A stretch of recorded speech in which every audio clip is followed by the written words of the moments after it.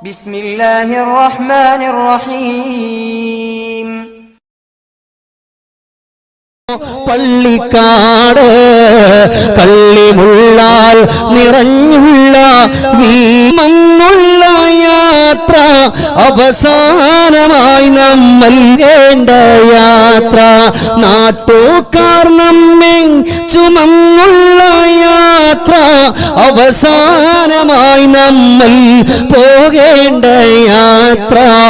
ആരാരും ഇല്ലാത്ത വീട് അല്ലാഹ് ഖബറെന്ന മണ്ണറക്കൂട് കാണേണ്ടയോ പള്ളിക്കാട് കള്ളിമുള്ളാൽ നിറഞ്ഞുള്ള വീട്. നാളെല്ലാവരും പോണം. അല്ലാഹു തആല ആവരടങ്ങേറാക്കൂല. അല്ലാഹു നമുക്ക് നല്ലതുപോലെ പടച്ചവന്റെ പൊരുത്തത്തിലായി വിട പറയാനുള്ള സൗഭാഗ്യം അല്ലാഹു നമുക്ക് നൽകി അനുഗ്രഹിക്കട്ടെ. എപ്പോഴും വേണം ആ ഒരു ചിന്ത. മരിക്കുന്നുള്ള ബോധം, മലക്കുൽ മൗത്തിന്റെ ആ റൂഹ് പിടിക്കുന്ന വേദന നിങ്ങളുടെ മനസ്സിലുണ്ടോ എങ്കിൽ ആ സമയം നിങ്ങൾക്ക് ലാ ഇലാഹ ഇല്ലല്ലാഹ് ചൊല്ലാം. മലക്കുൽ മൗത്തിന്റെ ചെറിയ ഒരു ഇളവെങ്കിലും നിങ്ങൾക്ക് ലഭിക്കും. അതുകൊണ്ട് മരണത്തിന്റെ വേദനയെ പറ്റി നിങ്ങൾ ഓർക്കണം. സൽമാൻ ആരെ ഇന്ന് ഓർക്കുക? ഞാൻ ഓർക്കോ? നിങ്ങൾ ഓർക്കില്ല? മലക്കുൽ മൗത്തിന്റെ രൂപമോ നമുക്ക് കാണാൻ തന്നെ കഴിയില്ലല്ലോ.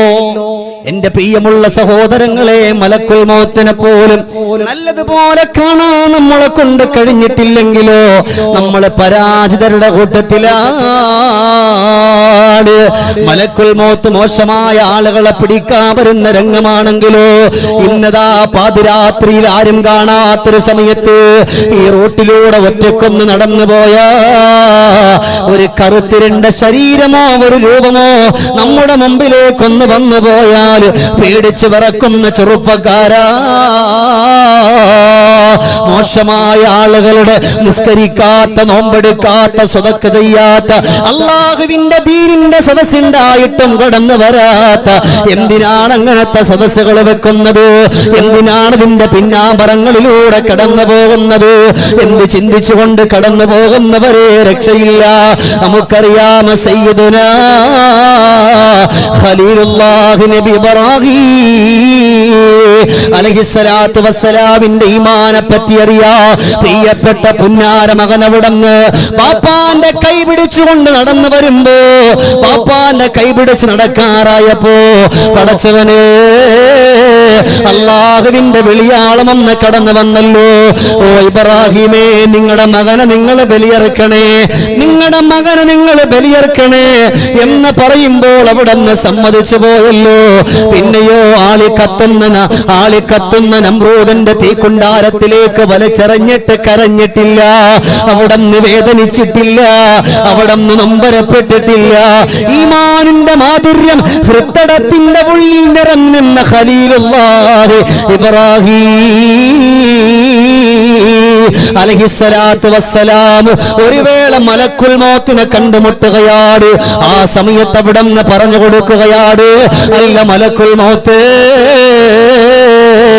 മോശമായ ആളുകളുടെ ആത്മാവിനെ പിടിക്കാൻ പോകുമ്പോ, നിസ്കരിക്കാത്തവന്റെ ആത്മാവിനെ പിടിക്കാൻ പോകുമ്പോ, സമ്പത്തുണ്ടായിട്ടും സ്വതക്ക ചെയ്യാത്തവന്റെ ആത്മാവിനെ പിടിക്കാൻ പോകുമ്പോ, ആളുകളെ കുറ്റം പറഞ്ഞുകൊണ്ട് നടക്കുന്നവന്റെ ആത്മാവിനെ പിടിക്കാൻ പോകുമ്പോ എങ്ങനെയാണ് പിടിക്കുന്നതെന്ന്, എങ്ങനെയാണ് അവന്റെ മുമ്പിൽ വരുന്നതെന്ന് ഒന്ന് കാണിക്കുവോ മലക്കുൽ മൗത്ത് അലൈഹിസ്സലാത്തു വസ്സലാം പറഞ്ഞു, നബിയേ നബിയേ, നിങ്ങളെ കൊണ്ട് കാണാൻ കഴിയില്ല നബിയേ, വേണ്ട നബിയേ. ഇബ്രാഹിം നബി അലൈഹിസ്സലാത്തു വസ്സലാം മലക്കുൽ മൗത്തിനോട് പറയുന്ന പറ്റൂല, എനിക്ക് കണ്ടേ മതിയാകൂ, എനിക്ക് കണ്ടേ മതിയാകൂ. നബിയേ, നിങ്ങളുടെ മുഖമൊന്ന് തിരിക്കും നബിയേ. എന്നിട്ട് പറഞ്ഞു, ഞാൻ പറയുമ്പോ നിങ്ങൾ എന്നിലേക്ക് നോക്കണേ നബിയേ. ഇബ്രാഹിം നബി അലൈഹിസ്സലാത്തു വസ്സലാം മുഖം തിരിക്കുകയാണ്. അവിടുന്ന് മലക്കുൽ മൗത്ത് വിളിക്കുന്നു, നബിയേ എന്നിലേക്ക് നോക്കി നബിയേ. പടച്ചവനെ, ഇബ്രാഹിം നബി അലൈഹിസ്സലാത്തു വസ്സലാം അവിടുന്നതാ മലക്കുൽ മൗത്തിലേക്ക് നോക്കുമ്പോഴോ ബോധരഹിതരായി വീണു പോവുകയാണ്. നമ്രൂദിന്റെ തീക്കുണ്ടാരത്തിൽ വലിച്ചെറിഞ്ഞിട്ട് അവിടെ നദാ തിളക്കാത്ത ശരീരത്തോട് ഈമാനിന്റെ മാധുര്യത്തോടെ കടന്നു വന്ന നബിയാണല്ലോ. പുന്നാര മകനെ ബലിയെറുക്കണമെന്ന് പറഞ്ഞപ്പോ മകന്റെ കഴുത്തില് കത്തിവെക്കാൻ കടന്നുപോയ നബിയാണല്ലോ. ആ നബിയതോ മലക്കുൽ മൗത്തിന്റെ ആ ഒരു രൂപം കണ്ടപ്പോൾ ബോധരഹിതരായി വീണു പോവുകയാണ്. അല്ലാഹുവേ, കറുത്തിരിന്റെ ശരീരമാണ്, കറുത്ത വസ്ത്രമാണ്, കണ്ണുകളിലൂടെ തീതാളങ്ങൾ കടന്നു വരികയാണ്, ശരീരത്തിന്റെ രോമങ്ങളിലൂടെ തീതാളങ്ങൾ പുറത്തേക്ക് വരികയാണ്. വല്ലാത്തൊരു ജീവി പോലെ, അത് പറഞ്ഞറിയിക്കാൻ പറ്റാത്ത ഒരു കോലം. ആ ഒരു കോലത്തിൽ കണ്ടുമുട്ടിയെങ്കിലോ ഇന്നിവിടെ ഇരിക്കുന്ന ബാപ്പാ, നാളെ ഒരു പക്ഷേ നമ്മുടെ മുമ്പിൽ ഇതുപോലെ വന്നുകൂടാ എന്നില്ല, ഇതുപോലെ വന്നുകൂടാ എന്നില്ല. അതുകൊണ്ട് മനസ്സറിഞ്ഞിട്ട് കരഞ്ഞിട്ട് പറഞ്ഞു, പടച്ചവനെ പൊരുത്തപ്പെട്ടു തരണേ അല്ല. കണ്ണുകൊണ്ട്, കാതുകൊണ്ട്, നാവുകൊണ്ട്, ശരീരങ്ങൾ കൊണ്ട് ആയിരക്കണക്കാന പാപങ്ങൾ ചെയ്തവനാണ്. അതുകൊണ്ട് നീ മാപ്പ് തരണേ അല്ലാ. മലക്കുൽ മൗത്തിന്റെ പീവത്സകരமான രൂപത്തിൽ നിന്ന് എന്നെ രക്ഷല്ലോ. നമുക്ക് തന്നെ അറിയാം, ഈ ഇരിക്കുന്ന നിങ്ങൾക്കറിയാം, എനിക്കറിയാം. നിങ്ങൾ ചിന്തിച്ചാൽ നിങ്ങൾക്ക് തന്നെ മനസ്സിലാകും നിങ്ങളുടെ മുമ്പിൽ എങ്ങനെയാണ് മലക്കുൽ മൗത്ത് വരുന്നതെന്ന്. നിങ്ങൾ തന്നെ ചിന്തിച്ചാൽ നിങ്ങൾക്കറിയാം. നിങ്ങളുടെ ഓരോരുത്തരുടെ പ്രവർത്തനങ്ങൾ മനസ്സിലാക്കി നിങ്ങൾ ചിന്തിക്കും. നിങ്ങളുടെ മുമ്പിൽ നാളെ നിങ്ങൾ മരിക്കുകയാണെങ്കിൽ മലക്കുൽ മൗത്ത് ഏത് കോലത്തിലാ വരുന്നത് എന്ന്. അള്ളാഹു നമ്മളെ സ്വീകരിക്കട്ടെ. ഉറക്കൊന്ന് പറയും, അള്ളാഹു നമ്മളെ സ്വീകരിക്കട്ടെ. അള്ളാഹു നമുക്ക് നല്ല മരണം തരട്ടെ. ഇവിടെ നിങ്ങൾ വന്നിരുന്നിട്ട് കുറെ നേരം കറക്റ്റ് 1 മണിക്കൂർ അടുപ്പിച്ചാവാൻ. അതുകൊണ്ട് നമുക്കൊരു 3 സ്വലാത്ത് ചൊല്ലി നമുക്ക് അടുത്ത 1 മണിക്കൂറിലേക്ക് നമുക്കൊന്ന് കടക്കാം. അതുകൊണ്ട് ഇരിക്കുന്നവരെല്ലാവരും ഒന്ന് എഴുന്നേക്ക് ഇൻഷാ അല്ലാഹ്. ഉറക്കെ ഞാൻ ചൊല്ലും പോലെ ചൊല്ലണം. നമുക്ക് അള്ളാന്റെ ഹബീബിനെ നമുക്കൊന്ന് കാണണം. ഉറക്കെ ചൊല്ലണം. മനസ്സിൽ ഹബീബിന്റെ റൗള കൊണ്ടുവരണം. അസ്സലാത്തു വസ്സലാമു അലൈക യാ റസൂലല്ലാഹ്. അസ്സലാത്തു വസ്സലാമു അലൈക യാ ഹബീബല്ലാഹ്. അസ്സലാത്തു വസ്സലാമു അലൈക യാ റസൂലല്ലാഹ്. അസ്സലാത്തു വസ്സലാമു അലൈക യാ ഹബീബല്ലാഹ്. അസ്സലാത്തു വസ്സലാമു അലൈക യാ റസൂലല്ലാഹ്. അസ്സലാത്തു വസ്സലാമു അലൈക യാ ഹബീബല്ലാഹ്. പടച്ചവനെ, ഞങ്ങൾ ഈ നിൽക്കുന്നവർ നിന്റെ ഹബീബിനെ കാണണമെന്നുള്ള ആഗ്രഹമുണ്ട്. ഞങ്ങളെ കാണിക്കണേ അല്ലാ. മരിക്കുന്നതിന് മുമ്പ് ഹബീബിന്റെ റൗളയുടെ ചാരത്ത് പോയി നിന്നിട്ട് അസ്സലാത്തു വസ്സലാമു അലൈക യാ റസൂലല്ലാഹ് എന്ന് പറയാനുള്ള സൗഭാഗ്യം നമുക്ക് തരണേ അല്ലാ. കാണും പള്ളിക്കാട്ടിൽ ഒരു നാളിൽ നമ്മൾ പോണ്ടേ എന്നാണെന്നറിയില്ലേലും എന്നായാലും നമ്മൾ പോണ്ടേ. കള്ളിച്ചെടി നിറയുന്ന പള്ളിക്കാട് കണ്ടാൽ ഭയം ഏറും ഇരുളിൽ കോട്. കൂട്ടുകാരാരും അവിടെയില്ല, കാക്കപുറന്ന കൂട്ടിൽ മറ്റാരുമില്ല. എത്രയോ സാധുക്കളായ പൊന്നുമക്കള് പിഴ പറഞ്ഞു പോയല്ലോ. ഇന്നിവിടെ കടന്നിരിക്കുന്ന എന്റെ പ്രിയമുള്ള ചെറുപ്പക്കാരാ, നിങ്ങളെ വളരെ സന്തോഷത്തോടുകൂടെ കടന്നുപോയ എത്രയോ പ്രിയപ്പെട്ട ചുറുചുറുക്കുള്ള ചെറുപ്പക്കാര് പച്ചമണ്ണിലാട് പൊന്നുമോനെ ദുനിയാവിന്റെ പുറത്തുകൂടെ കളിച്ച് രമിച്ച് നടക്കുമ്പോ പടച്ചവന്റെ പള്ളികളുടെ മിനാരങ്ങളിലൂടെ ഹയ്യ അലസ്സലാ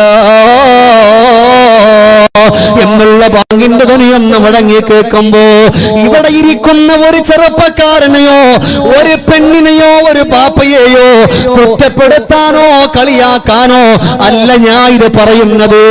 അടുത്ത സെക്കൻഡിൽ മരണമാണെന്നുള്ളൊരു ബോധമുണ്ടെങ്കിൽ പടച്ചവന്റെ പള്ളികളുടെ മിനാരങ്ങളിലൂടെ മൈക്കിലൊന്ന് തട്ടിയാൽ അല്ലാഹുവേ പടച്ചവന്റെ പള്ളിയിൽ എന്നെ വിളിക്കുകയാണല്ലോ. പടച്ചവന്റെ പള്ളിയിൽ നടത്തിയിരുന്നൊരു ചെറുപ്പക്കാരനുണ്ട്. ഞാൻ എന്തിനാ ഇത് പറയുന്നു എന്നറിയോ? നിങ്ങൾക്കൊരു പാലാത്തൊരാഗ്രഹമാണ്. അങ്ങനെ ഒരു വേള പ്രഭാഷണത്തിന് വേണ്ടി കടന്നു പോകുമ്പോ എന്നോട് പറഞ്ഞു, ഉസ്താദ് നിങ്ങൾ എന്റെ വീട്ടിലൊന്ന് കയറിയിട്ട് പോകണം. ഒന്നാമത്തെ കൊല്ലം ഞാൻ പ്രഭാഷണത്തിന് പോയി, രണ്ടാമത്തെ കൊല്ലവും പോയി, മൂന്നാമത്തെ കൊല്ലവും പോയി, നാലാമത്തെ കൊല്ലവും പോയി, അഞ്ചാമത്തെ കൊല്ലം എന്നെ ഫോൺ ചെയ്തത് ഈ ചെറുപ്പക്കാരനല്ല, വേറെ ഒരാള് വിളിച്ചിട്ട് പറഞ്ഞു, ഉസ്താദേ എല്ലാ കൊല്ലവും നിങ്ങൾ ഇവിടെ വരാറുള്ള കൂട്ടുകാരനല്ല വിളിക്കുന്നത്, അവന്റെ കൂടെ ഉള്ള ഒരാളാണ്, അവനിക്ക് രോഗമാണ്, അവൻ നിങ്ങളെ നമെന്ന് പറഞ്ഞിരിക്കുകയാണ്. പടച്ചവനെ അങ്ങനെ കടന്നു പോകുന്ന വഴിയില്, അങ്ങനെ പോകുന്ന വഴിയിൽ അവന്റെ വീട്ടിലേക്കൊന്ന് കടന്നു കയറണമെന്ന് ആഗ്രഹിച്ചു. വാളിന് ഇനിയും 10-15 ദിവസം ബാക്കിയുണ്ട്. എന്നാലും ആ ദീനിനോട് താല്പര്യമുള്ള ചെറുപ്പക്കാർ അവനെ വന്ന് കാണാനുള്ള കൊതി കൊണ്ട് കടന്നു പോവുകയാണ്. അവന്റെ വീട്ടിലേക്ക് ചെല്ലുമ്പോ 6 വയസ്സുള്ളൊരു കുഞ്ഞുമോൻ അവിടെ നിൽക്കുകയാണ്. എനിക്കുമുണ്ട് 5.5 വയസ്സുള്ളൊരു പൊന്നുമോ. നമുക്കറിയാമല്ലോ 5.5-യും 6-ഉം വയസ്സുള്ള മക്കള് ബാപ്പയെന്ന് പറഞ്ഞാൽ അവർക്ക് ജീവനാട്. ബാപ്പച്ചു കൊണ്ടെടുക്കാം, ബാപ്പ കൊണ്ടുവരുന്ന കളിപ്പാട്ടങ്ങൾ മേടിക്കാറ് പ്രിയപ്പെട്ട പൊന്നുമക്കള് വീട്ടിന്റെ വാതിൽപ്പടിയിൽ കാത്തു നിൽക്കാറുണ്ടല്ലോ. ഞാൻ കടന്നു പോകുമ്പോ എന്റെ വാഹനത്തിൽ നിന്ന് മിഠായി എടുത്ത് എന്റെ കയ്യിൽ പിടിച്ചു. കാരണം എനിക്കറിയാ ഈ പൊന്നുമോനെ പരിചയമുണ്ടല്ലോ. ചെന്നപാട് ഈ മിഠായി അവന്റെ കയ്യിലേക്കൊന്ന് കൊടുക്കുമ്പോ ആ മിഠായി മേടിച്ച് അവന്റെ ഉടുപ്പിന്റെ പോക്കറ്റിലേക്ക് ഇട്ടു. അവൻ എന്റെ വിരലിൽ പിടിച്ചുകൊണ്ട് കടന്നു പോകുന്നത് എവിടെയാ? പ്രിയപ്പെട്ട ബാപ്പയാകുന്ന ചുറുചുറുക്കുണ്ടായിരുന്ന, ആരോഗ്യമുണ്ടായിരുന്ന, തന്റെ ഇടമുണ്ടായിരുന്ന സാധുവായ ചെറുപ്പക്കാരൻ കിടക്കുന്ന റൂമിലാണ്. അല്ലാഹുവേ ആ പൊന്നുമോനെ കണ്ടപാടെ വല്ലാതെ പൊട്ടിക്കരഞ്ഞു പോയി, കുഴിഞ്ഞു പോയിരിക്കുകയാ. അവന്റെ കവിളുകൾ കുഴിഞ്ഞു പോയിരിക്കുകയാണ്. അവന്റെ ശരീരങ്ങൾ ശോഷിച്ചിരിക്കുകയാണ്. അവന്റെ ശരീരത്തിന്റെ അസ്ഥികളൊക്കെ വെളിയിലേക്ക് തള്ളി നിൽക്കുകയാണ്. അല്ലാഹുവേ അവനിക്ക് മൂത്രമൊഴിക്കാൻ ട്യൂബ് കൊടുത്തിരിക്കുകയാണ്. എഴുന്നേക്കിടന്ന് സംസാരിക്കാൻ പോലും നല്ലതുപോലെ കഴിയില്ല. എനിക്കൊരു കസേരയിട്ട് തന്നു. ആ കസേരയിൽ ഞാനിരുന്നു. ഞാൻ അവനോട്, മോനെ മോനെ എന്ത് പറ്റിയടാ നിനക്ക്? അവന്റെ കണ്ണുകളിലൂടെ കണ്ണുനീര് ധാരധാരയായി ഒലിക്കുകയാണ്. അവനവിടന്നതാ ഒരു ഷീറ്റ് പേപ്പർ എടുത്ത് എന്റെ കയ്യിലേക്ക് തരാൻ ആംഗ്യം കാണിച്ചു. എന്റെ പ്രിയപ്പെട്ട സഹോദരൻ മൂത്ത ജ്യേഷ്ഠൻ വന്നു. ആ പേപ്പർ എടുത്ത് എന്റെ കയ്യിലേക്കൊന്ന് തരികയാണ്. എന്നിട്ട് അവിടെ എഴുതിയിട്ടുണ്ട്, ഉസ്താദേ ഈ ദുനിയാവിന്റെ പുറത്തൊന്ന് ഞാൻ ഇവിടെ പറഞ്ഞാൽ എനിക്ക് വേണ്ടി മനസ്സറിഞ്ഞിട്ട് ദുആ ചെയ്യുവോ? എനിക്കൊരുപാട് നിസ്കാരങ്ങളില്ല, എനിക്കൊരുപാട് നോമ്പുകളില്ല, ഞാൻ ഒരുപാട് കളിച്ചു രമിച്ചു നടന്നു ഉസ്താദ്. പടച്ചവൻ പള്ളിയിൽ നിന്നും ഒരുപാട് ബാങ്കിന്റെ ധ്വനികൾ കേട്ടിട്ട് അല്ലാഹുവേ അവിടുത്തെ ഞാൻ മനസ്സ് കാണിച്ചിട്ടില്ലല്ലോ. ഇനി എനിക്ക് നിസ്കരിക്കാൻ കഴിയൂല, ഇനി എനിക്ക് നോമ്പെടുക്കാൻ കഴിയൂല, ഇനി എനിക്ക് സദഖ ചെയ്യാൻ കഴിയൂല, ഇനി എനിക്ക് ഇതുപോലെ ദീനിന്റെ പ്രഭാഷണങ്ങളുടെ സദസ്സുകൾ സംഘടിപ്പിച്ച എനിക്ക് അവിടത്തേക്കൊന്ന് കടന്നു പോകാൻ കഴിയൂല, ഇനി എനിക്ക് ഒന്നിനും കഴിയൂലല്ലോ. ഉസ്താദേ നിങ്ങൾ വഅദ് പറയുമ്പോ ആ വഅദിന്റെ ഇടയ്ക്ക് എന്റെ കാര്യമെന്ന് പറഞ്ഞു. ഏതെങ്കിലും ഒരു ചെറുപ്പക്കാരന് മാറ്റമുണ്ടാകട്ടെ, ഏതെങ്കിലും ഒരു യുവാവിന് മാറ്റമുണ്ടാകട്ടെ. എന്നെ പോലെപ്പോഴാണ് അവനിക്കൊരു ഗതികേട് വരുന്നത് എന്നറിയില്ല. അതുകൊണ്ട് പൊന്നു ചെറുപ്പക്കാരാ, അള്ളാഹു നിന്നെ വിളിക്കുമ്പോഴാ വിളിക്ക് നീ ഉത്തരം കൊടുക്കണം. അള്ളാഹുവേ, പടച്ചവന്റെ ഖുർആൻ ഒന്ന് കൈകൊണ്ടെടുക്കണം. ആ ഖുർആനിന്റെ ഒരു സൂറത്തെങ്കിലും ഒരു ദിവസം ഓതാ എന്റെ പൊന്നുമോനെ മനസ്സൊന്ന് കാണിച്ചു പോയാൽ എത്രയോ നല്ലതാണ്. അതുകൊണ്ട് മരണം എപ്പോഴാണ് വരുന്നത് എന്നറിഞ്ഞുകൂടാ. പല പ്രഭാഷണങ്ങളുടെ സദസ്സിൽ ഞാൻ പറഞ്ഞു പോകുന്ന ഒരു അനുഭവമാ നിങ്ങളോട് പറയാമെന്ന് പറഞ്ഞത്. ഇതുപോലെ പ്രഭാഷണത്തിന്റെ സദസ്സിലേക്കൊന്ന് കടന്നു പോവുകയാണ്. അല്ലാഹുവേ, അവിടുന്ന് പ്രഭാഷണം കഴിഞ്ഞാൽ അവിടുള്ള സംഘാടകരോട് എന്തെങ്കിലും ചോദിക്കാറുണ്ട്, വർത്തമാനങ്ങൾ പറയാറുണ്ട്. അങ്ങനെ സംസാരിച്ചു. പിറ്റേ ദിവസവും പ്രഭാഷണമുണ്ട്. അന്നവിടുന്ന് അള്ളാഹുവിന്റെ ദീന് പഠിക്കുന്ന മക്കളുടെ മദ്രസക്ക് വേണ്ടിയിട്ട് ഒരുപക്ഷെ ഞാൻ ഈ പറയുന്നത് യൂട്യൂബിലൂടെ ഒരുപാട് ചെറുപ്പക്കാർ സഹോദരിമാര് കേട്ടിട്ടുണ്ടാകാം. എന്നാലും ഈ സദസ്സിന് അനുയോജ്യമായതുകൊണ്ട് കേൾക്കാത്തവർക്ക് വേണ്ടി പറയുകയാണ്. യാ അല്ലാഹ്, മദ്രസയുടെ അള്ളാഹുവിന്റെ ഹിഫ്ള് പഠിക്കുന്ന, പടച്ചവന്റെ ഖുർആൻ മനപ്പാഠമാക്കുന്ന ആ മക്കൾക്ക് വേണ്ടിയിട്ടൊരു സ്വർണത്തിന്റെ എന്തെങ്കിലും ഒരു തരിയെങ്കിലും അള്ളാഹുവിന്റെ ദീനിന്റെ സദസ്സിലേക്ക് ഒന്ന് കൊടുത്തു വിടുവോ എന്ന് ചോദിക്കുന്ന സമയത്ത് നല്ല ഒരു സ്വർണത്തിന്റെ വളയുമായിട്ട് അതാ ഒരു കുഞ്ഞുമോന് കടന്നു വരികയാണ്. ആ വളയന്റെ കയ്യിലേക്കൊന്ന് കൊണ്ടുതരുമ്പോ മനസ്സറിഞ്ഞുകൊണ്ട് ദുആ ചെയ്തു, ഈ പൊന്നുമകന്റെ ഉമ്മ ഈ സദസ്സിന്റെ ഏത് ഭാഗത്തിരിക്കുന്നോ ആ പൊന്നുമോക്ക് ആഫിയത്തുള്ള ദീർഘായുസ്സ് കൊടുക്കണേ അല്ലാഹ് എന്ന് പറഞ്ഞുകൊണ്ട് മനസ്സറ ചെയ്യുമ്പോ എന്റെ പ്രിയപ്പെട്ട സുഹൃത്ത് ഷാഫി ഫൈലി ഉസ്താദിനെ പോലെ അവിടെ ഇരിക്കുന്ന ഉസ്താദ് ഒരു ഷീറ്റ് പേപ്പർ എടുക്കുകയാ. എന്നിട്ട് പേന കൊണ്ട് എഴുതിയിട്ട് എന്റെ കയ്യിൽ തരികയാണ്. ഉസ്താദേ, ആ പ്രിയപ്പെട്ട പൊന്നുമോന്റെ ഉമ്മ മരിച്ചിട്ട് ഒരാഴ്ചയെ കഴിഞ്ഞിട്ടുള്ളൂ. ആ പൊന്നുമോന്റെ ഉമ്മ മരിച്ചിട്ട് ഒരാഴ്ചയെ കഴിഞ്ഞിട്ടുള്ളൂ. അവരുടെ ഖബർ ജീവിതത്തിന് വേണ്ടി ദുആ ചെയ്യുവോ? ആ പെങ്ങളുടെ കയാണിത് എന്ന് പറയുമ്പോൾ മനസ്സ് വല്ലാതെ പൊട്ടിപ്പോവുകയാണ്. അന്നവിടുന്ന് പ്രഭാഷണം കഴിഞ്ഞിട്ട് ഇറങ്ങുമ്പോ ഈ പ്രിയപ്പെട്ട പൊന്നുമോന്റെ ബാപ്പ ഞങ്ങളുടെ ചാരത്ത് വന്നിട്ട് പറഞ്ഞു, ഉസ്താദേ, നാളെ നിങ്ങൾക്ക് ഇതിന്റെ തൊട്ടടുത്താണ് പ്രഭാഷണമുള്ളത്. അതുകൊണ്ട് നാളെ ഒരു നേരത്തെ ഭക്ഷണം കഴിക്കാം. ഞങ്ങളുടെ വീട്ടിലേക്കൊന്ന് കടന്നു വരുവോ?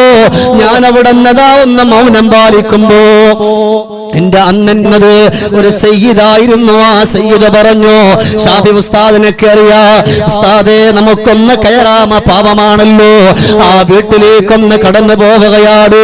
അല്ലാഹുവേ, ഉച്ച സമയത്ത് ഭക്ഷണം കഴിച്ചു അവിടെ നിന്ന് ദുആ ചെയ്യാ ഒരുങ്ങുമ്പോ ഈ 6 വയസ്സുള്ള പാപപ്പെട്ട പൊന്നുമോനെ കൊണ്ടുവരികയാ. 5 or 6 വയസ്സേ പ്രായം വരുള്ളൂ.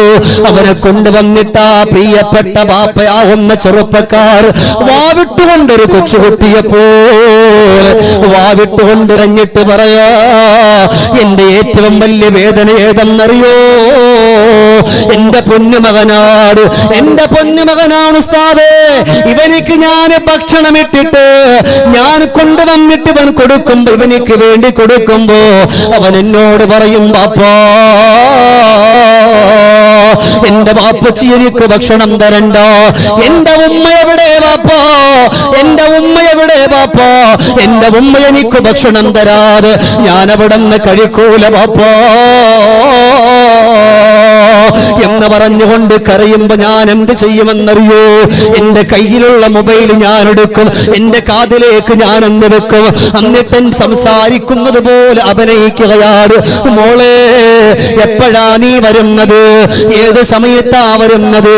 എന്നിങ്ങനെ സംസാരിച്ചിട്ട് ഫോണ് താഴെ വെക്കും. എന്നിട്ട് എന്റെ കുഞ്ഞുമോനോട് പറയും, മോനെ, ഉമ്മയോട് സംസാരിക്കാനുള്ള ആഗ്രഹം കൊണ്ട് ആ പൊന്നുമോൻ ആ ഭക്ഷണം മുഴുവനും കഴിക്കുകയാണ്. അത് ഏതുവരെ പാതിരാത്രി കിടക്കാൻ കട്ടിലിന്റെ ഭാഗത്ത് പോകുമ്പോ ഒരു തലയിണയെടുത്ത് മാറ്റിവെച്ചിട്ട് പറയും, ഒരു തലയിണയെടുത്ത് മാറ്റിവെച്ചിട്ട് പറയും, ബാപ്പാ ഇവിടെ നിങ്ങൾ കിടക്കല്ല ബാപ്പാ, ഇതെന്റെ ഉമ്മ വരും ബാപ്പാ, എന്റെ ഉമ്മക്ക് കിടക്കാനുള്ളതാണ്, എന്റെ ഉമ്മക്കുള്ള സ്ഥലമാണ് ഇവിടെ. പഴയതുപോലെ മൊബൈലെടുക്കും, കാതിൽ വെച്ചിട്ട് പറയും, മോളെ എപ്പോഴാ പൊന്നുമോളെ വരുന്നത്? അങ്ങനെ ഞാൻ സംസാരിച്ചിട്ട് ഫോനെ ഉമ്മയാണ് വിളിച്ചത്. ഉമ്മ പറഞ്ഞത് നീ ഉറങ്ങിയാലേ ഉമ്മ വരുവന്നാട്. അല്ലാഹു എന്റെ പൊന്നുമകനത് കേട്ടപാട് അവിടുന്ന് പുതപ്പം പുതച്ചിട്ട് കിടന്നുറങ്ങുകയാണ്.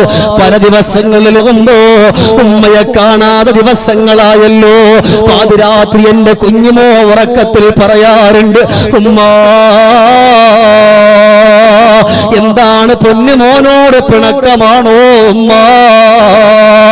ഈ മകനെ കുളിപ്പിക്കാതെ ഈ പൊന്നുമോന് ഭക്ഷണം തരാത്തത് എന്താ ഉമ്മ?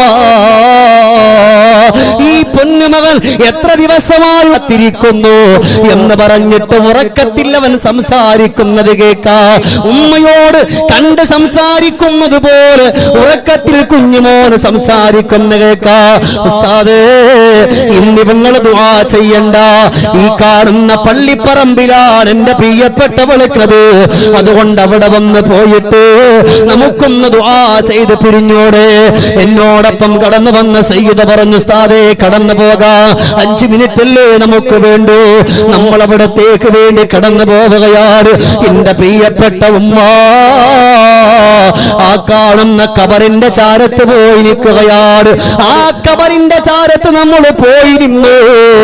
അവിടെ ഫാത്തിഹ വിളിച്ചിട്ട് ദുആ ചെയ്യാൻ ഓടിച്ചു കളയല്ല മോനെ. ഇതാരെ പറ്റിയാണ് പറയുന്നതെന്നറിയോ മോനെ?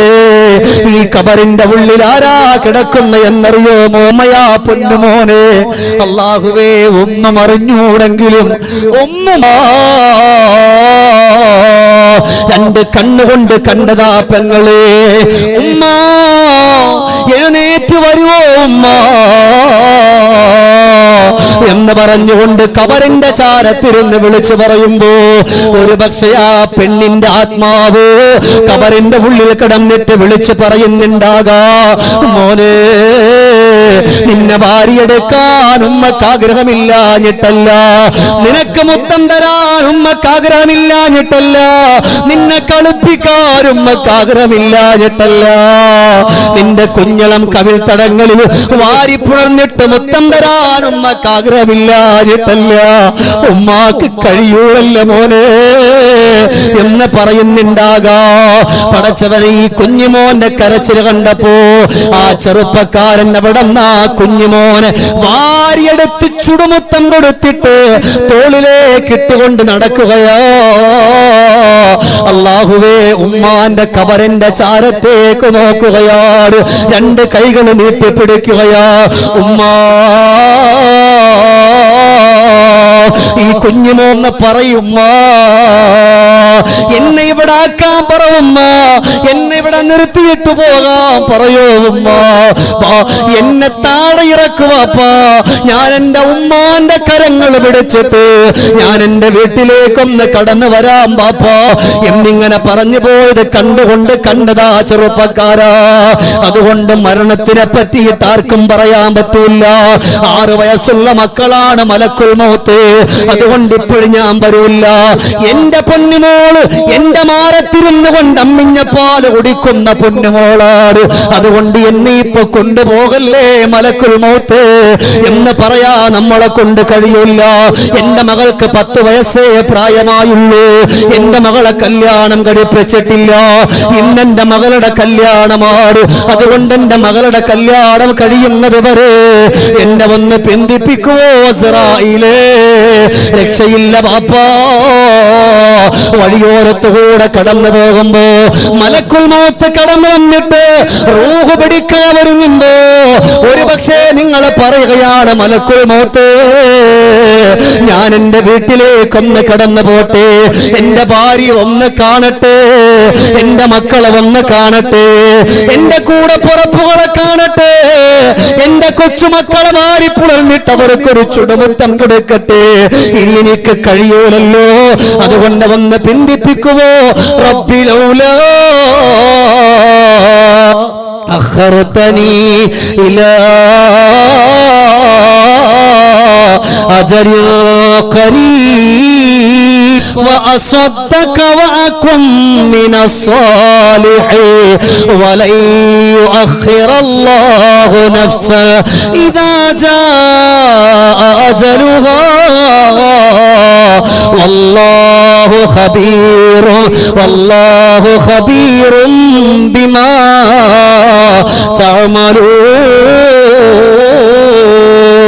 മലക്കുൽ മൗത്ത് കടന്നു വരുന്ന സമയം എന്റെ ആരോഗ്യമുള്ള ചെറുപ്പക്കാരാ, മലക്കുൽ മൗത്തിനെ നോക്കിയിട്ട് മലക്കുൽ മൗത്ത് ഞാനൊന്നും ളുഹർ നിസ്കരിച്ചോട്ടെ, ഇന്നലത്തെ ളുഹർ ഞാൻ നിസ്കരിച്ചിട്ടില്ല, ഇന്നലത്തെ മഗ്രിബ് ഞാൻ നിസ്കരിച്ചിട്ടില്ല, എനിക്കതാ ഒന്ന് അവസരം തരുവോ, പടച്ചവന്റെ പള്ളിയിൽ കയറിയിട്ട് ഞാനൊന്ന് നിസ്കരിക്കട്ടെ. ഇന്നേ വരേക്ക് കണ്ണുകൊണ്ട് കാതുകൊണ്ട് നാവുകൊണ്ട് ആയിരക്കണക്കാന പാപങ്ങൾ ചെയ്തിട്ട് ഒരൊറ്റ ഇസ്തിഗ്ഫാർ പോലും ഞാൻ ചൊല്ലിയിട്ടില്ല, അതുകൊണ്ട് എനിക്കൊന്ന് ഇസ്തിഗ്ഫാർ ചൊല്ലാ, എനിക്കൊന്ന് സമയം തരുവോ മലക്കുൽ മൗത്ത്. പടച്ചവന്റെ ഖുർആൻ ഞാൻ എന്റെ കൈ കൊണ്ടെടുത്തിട്ടില്ല, ആ ഖുർആൻ ഒരു പേജ് ഓതാൻ എനിക്കൊന്ന് സമയം തരുവോ മലക്കുൽ മൗത്ത്. എന്റെ ഉമ്മാന്റെ പൊരുത്തം ഞാൻ പേടിച്ചിട്ടില്ല, എന്റെ ബാപ്പയുടെ പൊരുത്തം ഞാൻ പേടിച്ചിട്ടില്ല. അവരെ വന്ന് ചെന്ന് കണ്ടിട്ട് അവരുടെ കാൽക്കൽ വീണിട്ട് പൊട്ടിക്കരഞ്ഞിട്ട് പൊരുത്തം ചോദിക്കാ, എനിക്കൊന്ന് അവസരം തരുവോ മലക്കുൽ മൗത്ത്. എത്രയോ ആളുകളെ ഞാൻ എന്റെ നാവ് കൊണ്ട് കുറ്റം പറഞ്ഞിട്ടുണ്ട്, അതുകൊണ്ട് ഇനി എനിക്ക് അവരോട് പൊരുത്തം ചോദിക്കാൻ കഴിയില്ല, അതുകൊണ്ട് അവരോടൊന്ന് കണ്ടിട്ട് പൊരുത്തം ചോദിക്കുന്നത് വരെ എന്നെ ഒന്ന് പിന്തിപ്പിക്കുവോ മലക്കുൽ മൗത്ത്. അല്ലാഹുവേ, പിന്നീട് അവിടെ നിന്ന് പിന്തിപ്പിക്കൂല, അല്ലാഹുവിന്റെ വിധിയുമായിട്ട് വന്നു പോയാ യാ അല്ലാഹ്. 20 വയസ്സുള്ള ചെറുപ്പക്കാരാ, 22 വയസ്സുള്ള പൊന്നുമോള്, മലക്കുൽ മൗത്ത് പിടിക്കാമെന്നാൽ പിന്നെ നിന്റെ കാര്യങ്ങൾ പറഞ്ഞിട്ടൊരു കാര്യവുമില്ല. പിന്നീട് നിന്റെ വീട് അല്ലാഹുവേ 6 അടി മണ്ണാവുന്ന ഖബറാ. ദുനിയാവിന്റെ പുറത്തൂടെ ഞാൻ നിങ്ങൾ ഇങ്ങനെ പോവാൻ നമ്മുടെയൊക്കെ ചിന്ത, എന്റെയും നിങ്ങളുടെയൊക്കെ ചിന്ത എന്താ? ഇനിയും ഒരുപാട് കൊല്ലം അവിടെ ജീവിക്കുക, 60 കൊല്ലം, 10 വയസ്സല്ലേ, 25 വയസ്സല്ലേ പ്രായമായിട്ടുള്ളൂ, ഇപ്പോഴൊന്നും പോവില്ലല്ലോ. തുഅമ്മീലു ഫിദ്ദുനിയാ തവീലൻ വലാ തദ്രി ഇദാ ജന്ന ലൈലുൽ ഹൽ തഈശു ഇൽ ഫജ്രി വകം മിൻ സ്വഹീഹിൻ മാത മിൻ ഗൈരി ഇല്ലതി വകം മിൻ മരീദിൻ ആശ ദഹറൻ ഇലാ ദഹരി. നേരം വെളുത്ത രാത്രിയാവുന്ന, രാത്രിയായാൽ പകലാകുമെന്ന് നമുക്കറിയില്ല, അപ്പോഴൊക്കെ നമ്മൾ ഉണ്ടാകുമെന്നറിയില്ല. എത്ര ആളുകളാ രോഗമായി കട്ടിലിൽ കിടക്കുന്നത്.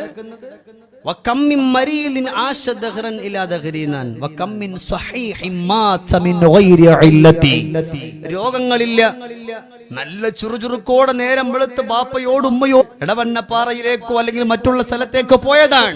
സുബ്ഹാനല്ലാഹ്, പിന്നീട് കേൾക്കുന്നത് മകൻ മരിച്ചു എന്നാണ്. അള്ളാഹു നമ്മുടെ മക്കൾക്കൊക്കെ ആഫിയത്തുള്ള ദീർഘായുസ് കൊടുക്കട്ടെ, അള്ളാഹു ആഫിയത്തുള്ള ദീർഘായുസ് കൊടുക്കട്ടെ. അതുകൊണ്ട് എൻ്റെ പ്രിയപ്പെട്ടവരെ, സമയം നമുക്കിന്നില്ല, നമുക്ക് നന്നാവണ്ടേ. അപ്പൊ നമ്മൾ പറയും, പടച്ചവനെ ഒരു അല്പസമയം തരാവോ, ഒരു 5 മിനിറ്റ് എന്റെ കയ്യിലുണ്ടാകുന്ന സമ്പത്ത് ഞാൻ കൊടുക്കാം. മദ്രസയിൽ പഠിക്കുന്ന മക്കൾക്ക് ഒരു ഓട്ടോറിക്ഷ 2 ഞാൻ മേടിച്ചു കൊടുക്കാം. അല്പസമയം അല്ലേ, നമ്മൾ മരിക്കുന്ന സമയം നമ്മുടെ മുമ്പിൽ 3 കാര്യങ്ങൾ വരും ഇല്ലേ. ഒന്ന്, അള്ളാന്റെ ഹബീബ് സല്ലല്ലാഹു അലൈഹി വസല്ലം തങ്ങൾ ബഹുമാനപ്പെട്ട സ്വഹാബാ കിറാം റളിയല്ലാഹു തആല അൻഹുവിനെ വ്യക്തമാക്കി പിന്നെ കൊടുത്തിട്ടുണ്ടല്ലോ, മലക്കുൽ മൗത്ത് ഏതായാലും വരും അല്ലേ? മലക്കുൽ മൗത്ത് ഉറപ്പായിട്ട് വരും. അവൻ ചെയ്തിട്ടുള്ള നന്മയും തിന്മയും എല്ലാം അവനെ ആ സമയത്ത് അവനെ കാണിക്കാൻ. പിന്നീട് അവന്റെ സമ്പത്തുണ്ടല്ലോ, അവൻ ഉണ്ടാക്കി കൂട്ടിവെച്ച സമ്പത്ത് കാണിക്കാൻ അതെന്തിനൊക്കെ ചിലവഴിച്ചു. ഇത് പറയുമ്പോൾ നിങ്ങൾ മൈലാരി ഇരുവിന് ഇൻഷാല്ലാഹ് ഉടനെ വരും, അങ്ങനെ നിങ്ങൾ ചിന്തിക്കരുത്. എൻ്റെ പ്രിയപ്പെട്ടുള്ളതുപോലെ ബക്കറ്റിലൊക്കെ ഇടുന്നുണ്ട്, ഒന്നുമില്ലെങ്കിൽ ഒരു പുഞ്ചിരിയെങ്കിലും സമ്മാനമായി കൊടുക്കുന്നുണ്ട്. റബ്ബേ 100 രൂപ എൻ്റെ വീട്ടിലുണ്ട്, ഒരു 5 മിനിറ്റ് തന്നാൽ ഞാൻ പെട്ടെന്ന് പോയിട്ട് എടുത്ത് പള്ളിക്ക് വേണ്ടി കൊടുക്കാം. ഏയ് പറ്റൂല, സമ്മതിക്കൂല. അതുകൊണ്ട് നമ്മൾ എന്തെങ്കിലൊക്കെ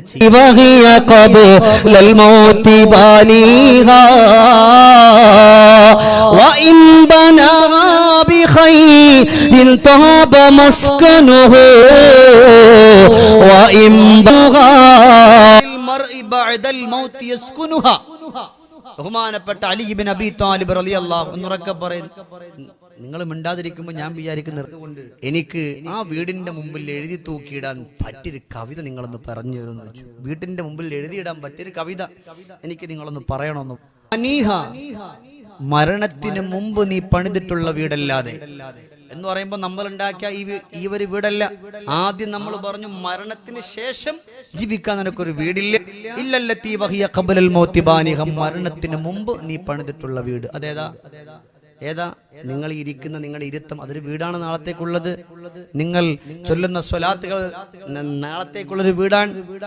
നിങ്ങൾ ഓതുന്ന ഖുർആൻ അതിപ്പോ നാളത്തേക്കുള്ളൊരു വീടാണ്. അള്ളാഹുവിന്റെ ദീന് പഠിക്കുന്ന മക്കൾ വലിയ കാര്യല്ലേ? അള്ളാഹുവിന്റെ ദീന് പഠിക്കുന്ന മക്കൾ അവരെതാ സ്ഥാനത്തേക്ക് ഓട്ടോറിക്ഷ മേടിക്കണം, അതിന് വേണ്ടിയിട്ട് കൊടുക്കുന്നുണ്ട്. നാളത്തേക്കുള്ള വീടാണ്. അത് വലിയ പുണ്യല്ലേ? ആ മക്കൾ അവിടെ കൊണ്ടെത്തിക്കുന്നു. ആ മക്കൾ ഓരോ ഫാത്തിഹ ഓതുമ്പോ ബിസ്മി ഓതുമ്പോ അതിന്റെ കൂലി സുബ്ഹാനല്ലാഹ് നമ്മളിലേക്ക് എത്തുകയാണ്. അള്ളാഹു എല്ലാ കൂലിയും ലഭിക്കുന്നവരുടെ കൂട്ടത്തിൽ അള്ളാഹു നമ്മളെ ഉൾപ്പെടുത്തട്ടെ.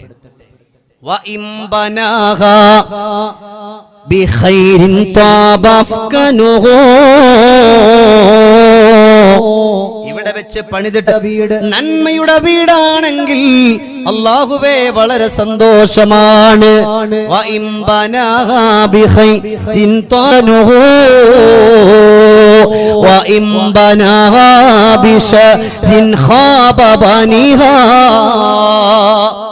മരണത്തിന് മുമ്പ് നമ്മൾ നന്മകൾ ചെയ്താൽ അതാണ് സ്വതക്ക, സക്കാത്ത്, സാധുക്കളെ സഹായിക്കുക, വേദനകൾ തിന്നുന്നവരുടെ വേദനകൾ കണ്ടറിഞ്ഞിട്ട് അതിനുവേണ്ടി മുന്നോട്ട് പോവുക. അങ്ങനെയൊക്കെ നിങ്ങൾ സഹായങ്ങൾ ചെയ്താൽ നിങ്ങൾക്ക് നാളത്തേക്കുള്ള വീടായി. ആറടി മണ്ണിലേക്ക് ചെല്ലുമ്പോ ഈ മക്കളെ പഠിപ്പിക്കാൻ നമ്മൾ കൊടുത്തു. അപ്പോഴാണ് വഫിൽ കബരി മൂനിസ വഅല സിറാത്തി ലഹാ ശരീഖാ വഹിയ തഫൂർ തകാദു തമയ്യസു മിനൽ ഗയ്യ കുല്ലമാ. ശരിയാണ്, അതൊക്കെ ശരിയാണ്. ഫകദബ്നാ വഖുൽനാ മാ നസ്സലല്ലാഹ്, നിന്റെ ഖുർആനിലൂടെ പറഞ്ഞൊക്കെ ഞങ്ങൾ കളവാക്കി റബ്ബേ. അങ്ങനെ പറയുന്നവരെ തൊട്ട് അല്ലാഹു നമ്മളെ കാത്തുരക്ഷിക്കട്ടെ. അല്ലാഹു മനസ്സ് തട്ടിപ്പോരെ, അല്ലാഹു നമ്മളെ കാത്തുരക്ഷിക്കട്ടെ. അപ്പൊ അല്ലാഹു പറയും, ഇന്ന ജഹന്നമ കാനത് മിർസാദാ ലിത്വാഗീന മആബാ ലാബതീന ഫീഹാ അഹ്ഖാബാ ലാ യദൂഖൂന ഫീഹാ ബർദാ വലാ ശറാബാ ഇല്ലാ ഹമീമാ വഗസ്സാഖാ ജസാഅൻ വിഫാഖാ إنهم كانوا لا يرجون حسابا فكذبوا بآياتنا كذابا وكل شيء أحصيناه كتابا فذوقوا ولن نزيدكم إلا عذابا. നിന്റെ ഖുർആനിലൊക്കെ പറഞ്ഞു ഞങ്ങളൊക്കെ കളവാക്കി. റബ്ബ് പറയും, നീ എന്ത് വിചാരിച്ചു? മക്കളെ പഠിപ്പിക്കാൻ വേണ്ടി നീ സഹായിച്ചില്ലേ? ദാ നോക്കിതിനകത്തുണ്ട്. നീ അല്ലെങ്കിൽ പറഞ്ഞു അതൊക്കെ അതിന് വലിയ കിട്ടുന്ന കാര്യമല്ല. ഇവിടെ അതിപ്പോ നമ്മുടെ കയ്യിൽ നമ്മൾ അധ്വാനിച്ച സമ്പത്ത് അത് എന്തിനെങ്കിലും എടുത്തു കൊടുത്താൽ പിന്നെ നമ്മക്ക് എന്താ കിട്ടുക? ഇവിടെ കിട്ടൂല. നാളെ നിങ്ങൾ കിട്ടും അല്ലേ? നാളെ ഉറപ്പായിട്ടും കിട്ടും, ഉറപ്പാണല്ലോ. قيل ادخل الجنة الجنة قال يا ليت قومي يعلمون بما غفر لي ربي وجعلني من المكرمين. സയ്യിദുനാ ഹബീബ് നജ്ജാർ സൂറത്ത് യാസീനിൽ ഇദ്ദേഹം മരിച്ചിട്ട് സംസാരിച്ചിട്ടുള്ള വാക്കാണ് സൂറത്ത് യാസീനിൽ എടുത്തുദ്ധരിക്കുന്നത്. എന്താ പറഞ്ഞ? അല്ലാഹുവേ, എനിക്ക് ലഭിച്ചിട്ടുള്ള നേട്ടങ്ങൾ, സൗഭാഗ്യങ്ങൾ എന്റെ അനുയായികളൊന്ന് കണ്ടിരുന്നെങ്കിൽ എത്ര നന്നായിരുന്നേനെ പടച്ചവനെ. അവരൊന്ന് കണ്ടിരുന്നെങ്കിൽ എന്ന് പറഞ്ഞാൽ ഇദ്ദേഹത്തിന്റെ ജോലി പട്ടുകച്ചവടമാണ്. പട്ടുകച്ചവടം ചെയ്തിട്ട് അതിന്റെ നേരെ പകുതി മാറ്റിയിട്ട് പാവങ്ങളെ സഹായിക്കും, സാധുക്കൾക്ക് വേണ്ടി കൊണ്ടുകൊടുക്കും. ആ ഒരു സ്വഭാവക്കാരനായിരുന്നു സയ്യിദുനാ ഹബീബ് നജ്ജാർ. മരിച്ച സമയത്ത് അദ്ദേഹത്തിന്റെ ഒരു വാക്കാണിത്. അള്ളാഹുവിന്റെ പരിശുദ്ധമാക്കപ്പെട്ട ഖുർആന്റെ ഹൃദയമാകുന്ന സൂറത്ത് യാസീനിൽ തന്നെ അള്ളാഹു തആല പറയാം. അപ്പോ ഇപ്പൊ നമ്മളൊന്നും കാണൂല. ഇങ്ങനെ മരിക്കാൻ നേരത്ത്, മരിക്കുന്ന സമയം നമ്മൾ ചെയ്ത നന്മകൾ കാണും. അള്ളാഹു നമുക്കത് കാണാനുള്ള സൗഭാഗ്യം തരട്ടെ. നന്മകൾ കണ്ട് പുഞ്ചിരിച്ചു മരിക്കാൻ, സ്വർഗം കണ്ടിട്ട് സന്തോഷത്തോടു കൂടി മരിക്കാനുള്ള സൗഭാഗ്യം അള്ളാഹു നമുക്ക് നൽകി അനുഗ്രഹിക്കട്ടെ. അതുകൊണ്ട് അവിടെ നിന്ന് എപ്പോഴും ആ ഒരു ചിന്ത നമ്മുടെ മനസ്സിന്റെ ഉള്ളിൽ വേണം. നമുക്ക് രക്ഷപ്പെടാൻ നല്ലത് അള്ളാന്റെ നരകത്തിൽ നിന്നൊക്കെ രക്ഷപ്പെടാൻ ഈ കാര്യങ്ങൾ. അതുകൊണ്ട് ബഹുമാനപ്പെട്ട സൽമാൻ തങ്ങളോട് പറഞ്ഞു, സൽമാൻ തങ്ങളെ നിങ്ങൾ സൂക്ഷിക്കണം. ഒന്ന്, മരണത്തെ പറ്റി ചിന്തിക്കണം. രണ്ട്, മലക്കുൽ മൗത്ത് പിന്നെ റൂഹ് പിടിക്കാൻ വരുന്ന ആ ഒരു രംഗമുണ്ടല്ലോ, അത് ഓർത്തിട്ട് നിങ്ങൾ കരയണം. ചെറിയൊരു ഇളവെങ്കിലും കിട്ടണ്ടേ. ആരെ പറയുന്ന ബഹുമാനപ്പെട്ട ജാബർ റളിയല്ലാഹു അൻഹു. ജാബർ തങ്ങളുടെ ഒരുപാട് കഥകളുണ്ട്, അതിലേക്കൊന്നും പോകുന്നില്ല. അള്ളാഹു നമുക്ക് നല്ലത് കേട്ട്, നമുക്ക് അള്ളാഹു നല്ലത് ചിന്തിച്ച് ജീവിതം മുന്നോട്ട് കൊണ്ടുപോകാനുള്ള സൗഭാഗ്യം അള്ളാഹു നമുക്ക് തരട്ടെ. ഇല്ലേ? മരണത്തിന്റെ വേദന പറ്റി ഓർക്കണമെന്നാണ്. ആരാണിന്ന് ഇപ്പോൾ ഓർത്തു പോകുന്നത്? സമയം നമുക്ക് വളരെയേറെ പരിമിതമാണ്. നിങ്ങളെ 3 മണിക്കൂർ ഇരുത്താൻ ഞാൻ ആഗ്രഹിക്കുന്നില്ല. യാ അല്ലാഹ്, മരണത്തിന്റെ വേദന ഞാൻ ചെറിയ ഒരു കോലത്തിൽ പരിചയപ്പെടുത്താ. അല്ലാഹുവേ,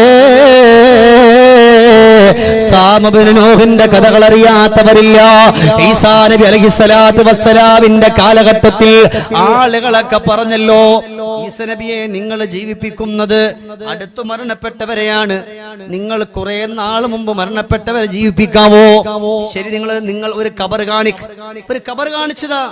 ബഹുമാനപ്പെട്ട ഈസാ നബിക്ക് ആളുകൾ ഒരു ഖബർ കാണിച്ചു കൊടുത്തു.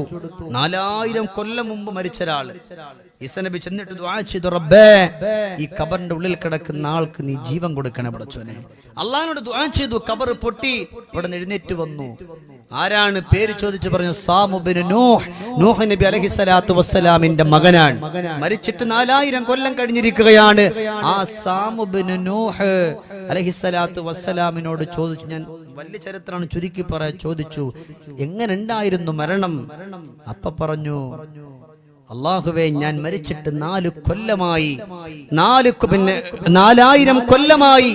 ആ 4000 കൊല്ലമായിട്ടും അന്ന് മലക്കുൽ മൗത്തിന്റെ തൊണ്ടക്കുഴിയിൽ നിന്നും റൂഹിനെ പിടിച്ചെടുത്ത വേദന ഈ 4000 കൊല്ലമായിട്ടും അത് മാറിയിട്ടില്ല. സുബ്ഹാനല്ലാഹ്. അന്ന് റൂഹ് പിടിച്ചത് 4000 കൊല്ലങ്ങൾക്ക് മുമ്പ് റൂഹ് പിടിച്ചിട്ടുള്ള വേദന അത് മാറിയിട്ടില്ല. അല്ലാഹു നമ്മുടെ റൂഹിനെ പിടിക്കുന്ന സമയം നല്ല മയത്തിൽ പിടിക്കാനുള്ള സൗഭാഗ്യം അല്ലാഹു തആല തരട്ടെ. അതുകൊണ്ടാണ് മരിച്ചു കിടക്കുന്ന ആളുകൾ ഷമീർ ദാരിമിയാണ് മരിക്കുന്നതെങ്കിലോ, ഷാഫിഈ ഉസ്താദിന്റെ മയ്യത്താണെങ്കിലോ, അല്ലെങ്കിൽ മറ്റുള്ള ആരുടെയെങ്കിലും മയ്യത്താണെങ്കിലോ, അല്ലാഹു നമുക്ക് ആഫിയത്തുള്ള ദീർഘായുസ് തരട്ടെ. അങ്ങനെ മരിക്കുന്ന സമയത്ത് മരണപ്പെട്ട ശരീരത്തുള്ള വസ്ത്രമൊന്ന് ഊരി മാറ്റുന്ന സമയത്ത് പോലും അവിടെ നിന്നതാ നമ്മുടെ ആത്മാവ് കരഞ്ഞു കലങ്ങുന്ന കണ്ണുകളോട് പൊട്ടിക്കരഞ്ഞിട്ട് പറയാ, യാ ഹിബ്ബാ വയാ ഔലാദി, എന്റെ മക്കളെ, എന്റെ സഹോദരങ്ങളെ, എന്റെ ശരീരത്തെ പിടിച്ചിട്ട് കുലുക്കല്ല. മലക്കുൽ മൗത്ത് കടന്നു വന്നിട്ട് റൂഹ് പിടിച്ച വേദന. ഫഇന്ന ജസദി മജ്റൂഹ് ബിഖുറൂജിർ മലക്കുൽ മൗത്ത് കടന്നു വന്നിട്ട് റൂഹ് പിടിച്ചിട്ടുള്ള വേദന, ആ ഒരു വേദന മാറിയിട്ടില്ല. അതുകൊണ്ട് തന്നെ കുലുക്കല്ല. കുളിപ്പിക്കാൻ നേരത്ത് പോലും ആ മയ്യത്തിനകം എഴുന്നേപ്പിച്ചിരുത്താ, പിടിച്ചിട്ട് കുലുക്കല്ല. പിടിച്ചു കുലുക്കല്ലേ, മലക്കുൽ മൗത്ത് റൂഹ് പിടിച്ച വേദന കാലിന്റെ തള്ളവിരലിന് പിടിച്ചു വലിച്ചിട്ടുണ്ടല്ലോ, അവിടെ നിന്ന് ഞരമ്പുകളൊക്കെ പിടിച്ച് വലിച്ചു മുറുക്കിയ വേദന അത് മാറിയിട്ടില്ല എന്നവിടെന്ന് വിളിച്ചു പറയുമെന്ന് നമ്മളോട് പഠിപ്പിച്ചതാരാ? ഒരിക്കലും കളവ് പറയാത്ത ലോകത്തിന്റെ രാജകുമാര മുഹമ്മദുർ റസൂലുള്ളാഹ് സല്ലല്ലാഹു അലൈഹി വസല്ലമ തങ്ങളോ.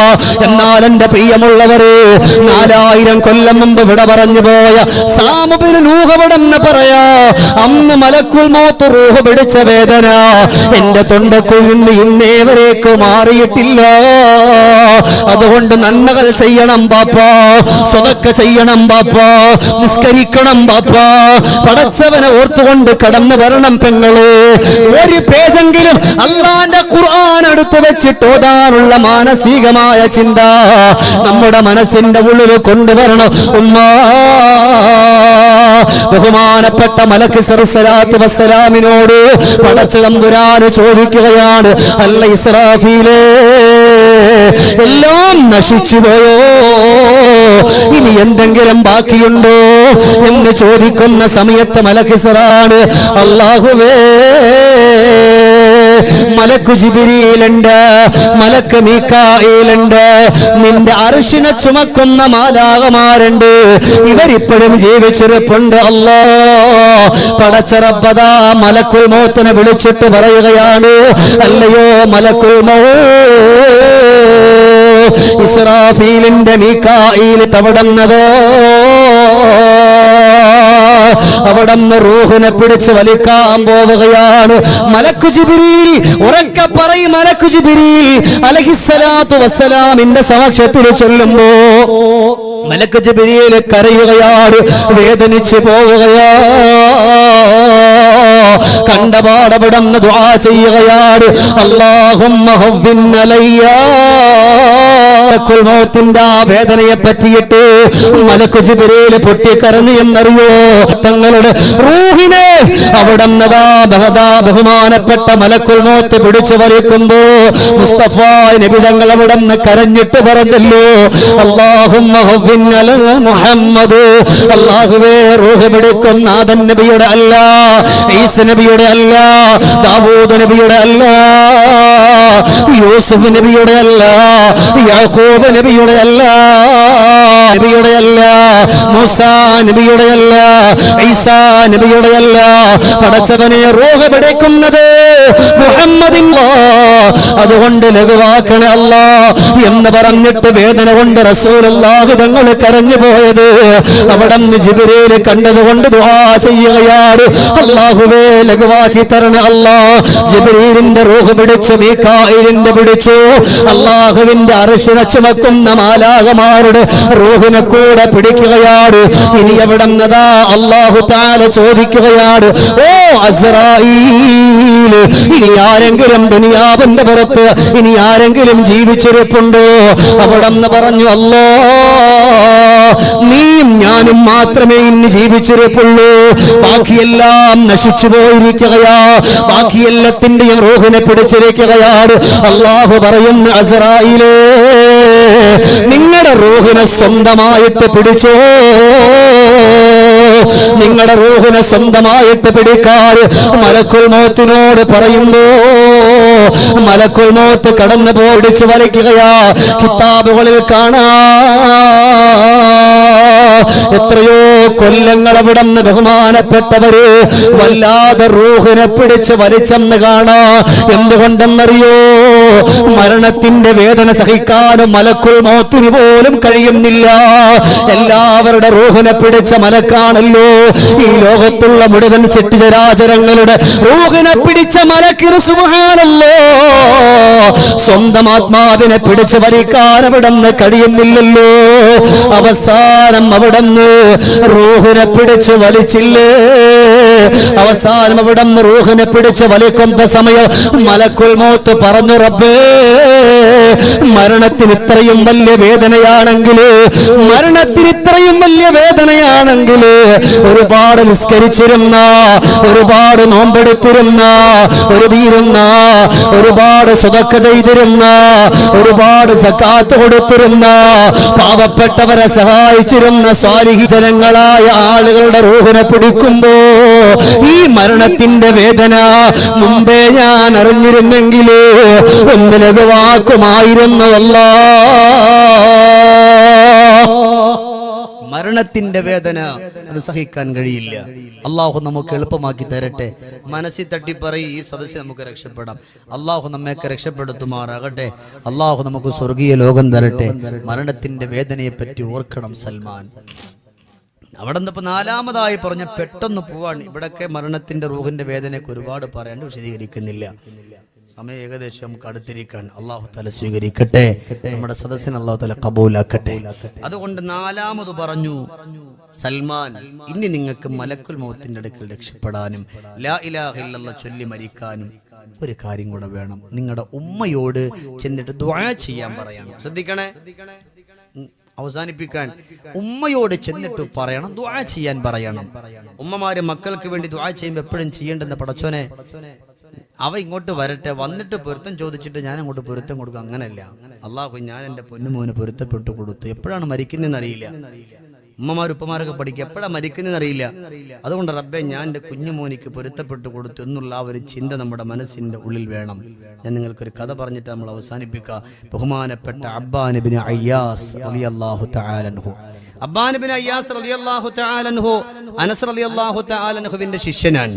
അനസ് റളിയല്ലാഹു തആല അൻഹു ആദരവായ നബിയുനാ മുഹമ്മദുർ റസൂലുള്ളാഹി സ്വല്ലല്ലാഹു തആല അൻഹു ഒരു വേള അനസ് റളിയല്ലാഹു അൻഹുവിന്റെ ആ ദറസിൽ നിന്ന് സബക് കഴിഞ്ഞിട്ട് വെളിയിലേക്ക് ഇറങ്ങുമ്പോൾ ഒരു മയ്യത്തിനെ ചുമന്നിട്ട് 4 ആണുങ്ങളും ഒരു പെണ്ണും വരും. ശ്രദ്ധിക്കണേ, മനുഷ്യന്റെ മയ്യത്ത് കൊണ്ടുവരുമ്പോ എന്താണ് ഇങ്ങനത്തെ വല്ലാത്തോടൊപ്പം ആ 4 ആണുങ്ങളോട് ചെല്ലല്ലേ ഉള്ളൂ.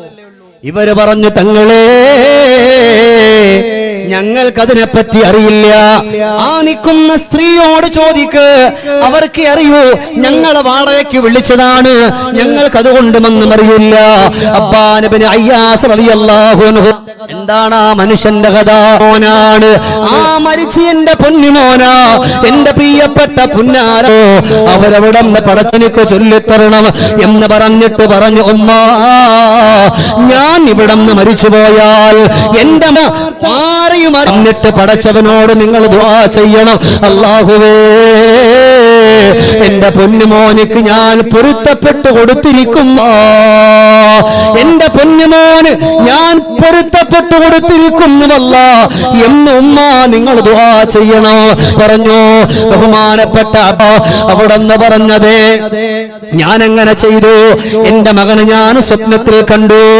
എന്റെ പൊന്ന് പറയുകയാണ്, ഉമ്മ അൽഹംദുലില്ലാഹ്, പടച്ചവൻ എന്നോട് ദേഷ്യമില്ല, പടച്ചവനെ കാണുന്ന സന്തോഷത്തിലാണ്. അള്ളാഹുവിന്റെ കോപം എനിക്കുണ്ടായിട്ടില്ല ഉമ്മ.